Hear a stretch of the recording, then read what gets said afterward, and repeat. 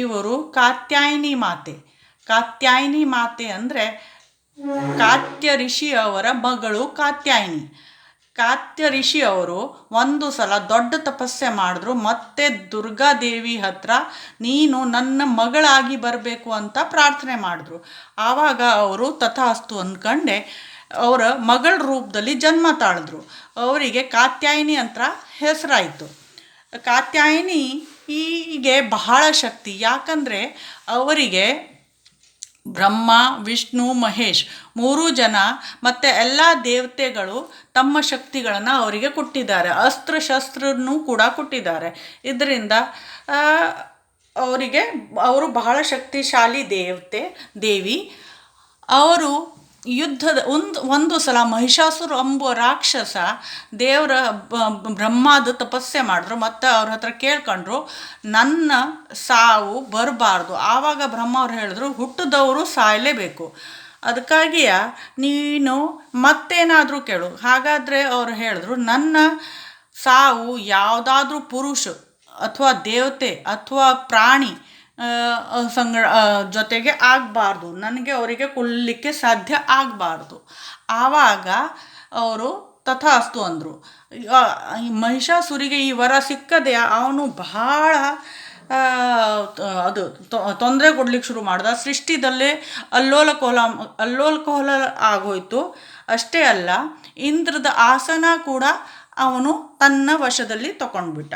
ಹೀಗಾದ ಮೇಲೆ ದೇವರು ಒಂದು ಕಾತ್ಯಾಯಿನಿ ದೇವಿಯಗೆ ತಮ್ಮ ಎಲ್ಲ ಶಕ್ತಿಯನ್ನು ಕೊಟ್ಟು, ತೇಜ್ಗಳನ್ನು ಕೊಟ್ಟು, ಬ್ರಹ್ಮ ವಿಷ್ಣು ಮಹೇಶ್ ತೇಜ್ಗಳನ್ನು ಕೊಟ್ಟರು. ಮತ್ತು ಎಲ್ಲ ದೇವತೆಗಳು ಅವರಿಗೆ ಅಸ್ತ್ರಶಸ್ತ್ರವನ್ನು ಕೊಟ್ಟು ಹೇಳಿದ್ರು ಈಗ ನೀವು ಭೂಮಿ ಮೇಲೆ ಹೋಗಬೇಕು ಮತ್ತು ಈ ಮಹಿಷಾಸುರ ಯಾರಿದ್ದಾರೆ ಅವನ ಕೊಲೆ ಮಾಡಬೇಕು. ಹೀಗಾಗಿ ಮಹಿಷಾಸುರ ಏನು ಮಾಡ್ದ, ಅವನು ಕಾತ್ಯಾಯಿನಿ ದೇವಿಗೆ ಮದುವೆ ಆಗಲಿಕ್ಕೆ ಬಂದ. ಆವಾಗ ಕಾತ್ಯಾಯಿನಿ ದೇವಿ ಹೇಳಿದರು ನೀನು ನನ್ನ ಸಂಗಡ ಯುದ್ಧ ಮಾಡಬೇಕು, ಯುದ್ಧದಲ್ಲಿ ನೀನು ಗೆಲುವು ಪಡೆದ್ರೆ ನಾನು ನಿನಗೆ ವರ ಪ್ರಕಾರ ಒಪ್ಕೊಳ್ತೇನೆ. ಯುದ್ಧ ಆಯಿತು, ಭಯಂಕರ ಯುದ್ಧ ಆಯಿತು. ಆ ಯುದ್ಧದಲ್ಲಿ ನಮ್ಮ ಕಾತ್ಯಾಯಿನಿ ದೇವಿ ಯಾರೋ ಒಂದು ಸ್ತ್ರೀನೂ ಆಗಿತ್ತು, ಒಂದು ದೇವಿ ಶಕ್ತಿನೂ ಆಗಿತ್ತು. ಆ ಮಹಿಷಾಸುರದ ವಧ ಮಾಡಿದ್ಮೇಲೆ ಅವರು ಜಯಗಳಿಸಿದ್ರು. ಮತ್ತು ಸೃಷ್ಟಿಯಲ್ಲಿ ಶಾಂತಿ ಮತ್ತೊಂದು ಸಲ ಆಯಿತು. ಹೀಗಾಗಿ ಈ ದಿನ ನಾವು ಕಾತ್ಯಾಯಿನಿ ಮಾತೆ ಅವರ ಪೂಜೆ ಮಾಡುತ್ತೇವೆ. ಇದು ನಮ್ಮ ಕಾತ್ಯಾಯಿನಿ ಮಾತೆಯ ಕತೆ. ನಮ್ಮ ಮನೆಯಲ್ಲಿ ಕಾತ್ಯಾಯಿನಿ ದೇವಿ ಈ ರೂಪದಲ್ಲಿ ಬಂದಿದ್ದಾರೆ. ಅವರು ತಮ್ಮ ಸಿಂಹ ಸವಾರಿ ಜೊತೆಗೆ ಗಣಪತಿ ಪ್ರಥಮ ಪೂಜ್ಯ ದೇವರ ಸಂಗಡ ನಮ್ಮ ಮನೆಗೆ ಬಂದಿದ್ದಾರೆ. ಎಲ್ಲರ ಮನೆಗೂ ಅವರು ಹೀಗೆ ಬರಲಿ, ಸುಖ ಶಾಂತಿ ನೀಡಲಿ. ಅವರಿಗೆ ಇಷ್ಟವಾದ ಫಲ ಬಾಳೆಹಣ್ಣು, ಮತ್ತು ಇಷ್ಟವಾದ ತಿಂಡಿದಲ್ಲಿ ಅವರಿಗೆ ಜೇನುತುಪ್ಪ ಅಂದರೆ ತುಂಬ ಇಷ್ಟ. ಅದಕ್ಕಾಗಿ ಮನೆಯಲ್ಲಿ ಮಾಡಿದ ಜೇನುತುಪ್ಪ, ಮನೆಯಲ್ಲಿ ಅಂದರೆ ನಮ್ಮ ಊರಲ್ಲಿ ಒಬ್ಬರು ಅಟ್ಲಕಾಯಿ ಜೇನುತುಪ್ಪ ಮಾಡ್ತಾರೆ. ಆ ಜೇನುತುಪ್ಪ ಅವರಿಗೆ ಭೋಗ ಹಾಕಿಸಿದ್ದೇವೆ.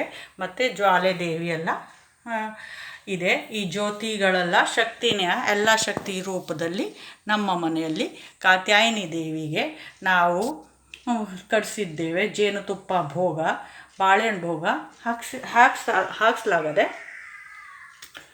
ಮತ್ತು ಅವರು ಎಲ್ಲ ಕಡೆಯೂ ಸುಖ ಶಾಂತಿ ತರಲಿ ಅಂತ ಬಯಸ್ತಾ ಈ ವಿಡಿಯೋನ ಇಲ್ಲೇ ಮುಗಿಸ್ತೇನೆ.